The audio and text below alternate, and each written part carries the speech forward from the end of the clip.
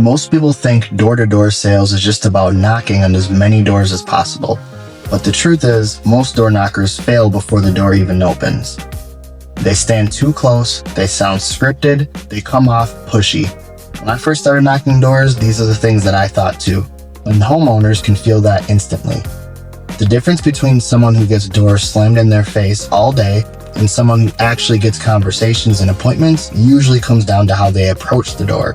So in this video, I want to break down the right way to knock doors in sales, especially if you're new to door-to-door or trying to get better results. These are simple things, but they make a huge difference.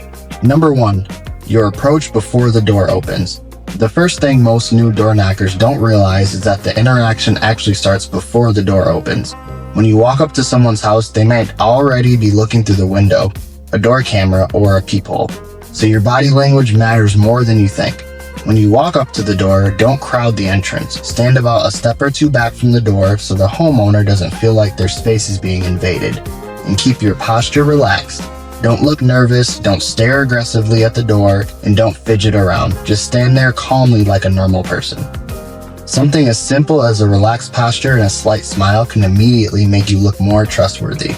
Remember, the homeowner is making a decision about you within seconds. First impressions are everything. You want to look like someone they'd be comfortable having a quick conversation with. 2. The first 5 seconds matter the most. Once the door opens, the next few seconds are extremely important.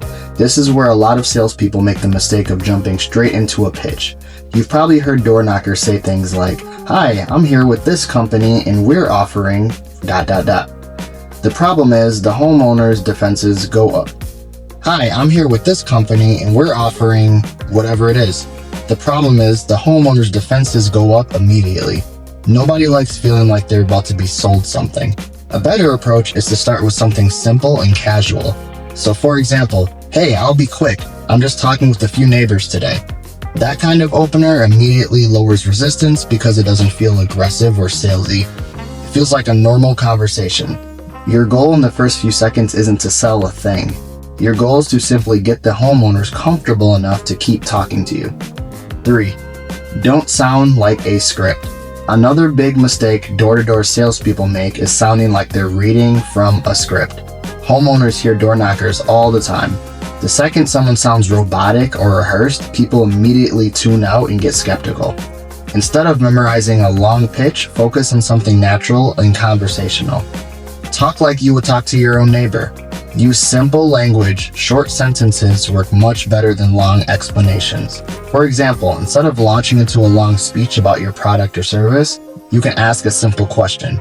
Something like, "Have you heard about what we're doing in the neighborhood?" Or, "Quick question, have you ever looked into this before?" Questions naturally pull people into the conversation, and conversations work much better than speeches at the door. 4. Expect rejection and don't take it personally. Door-to-door sales can be tough because rejection is part of the process.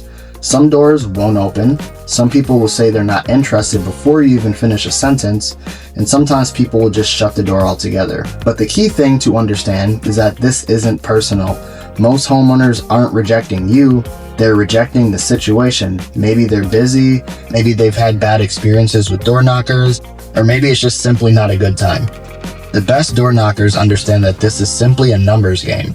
You might knock 20 or 30 doors before you find someone who's actually interested in having a conversation, and that's completely normal. The key is to stay positive and to move to the next house without letting rejection affect your energy, because the next door could always be the one that leads to a sale or appointment. 5. Focus on conversations, not sales. One of the biggest mindset shifts that helps in door-to-door sales is realizing that your goal isn't necessarily to make a sale at the door.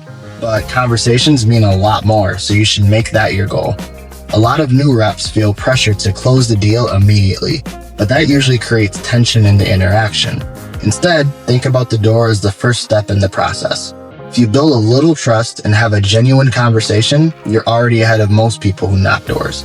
From there, the next step might be scheduling a follow-up appointment, explaining the product in more detail, or simply giving the homeowner more information. When you approach the door with the mindset of starting conversations instead of forcing sales, people are much more open to talking with you. And that's where the real opportunities start. Truth is, door-to-door sales isn't about having the perfect pitch. It's about approaching people the right way, creating comfortable interactions and staying consistent even when you hear no. You focus on approaching the door confidently, starting conversations instead of pitching, and sounding more natural instead of scripted, and staying positive through rejection. You're already doing better than most people who try door-to-door sales. And over time, those small improvements can make a huge difference in your results. If you want more videos about sales skills, commission jobs, and how to be better at selling, make sure to subscribe. I'll see you in the next one.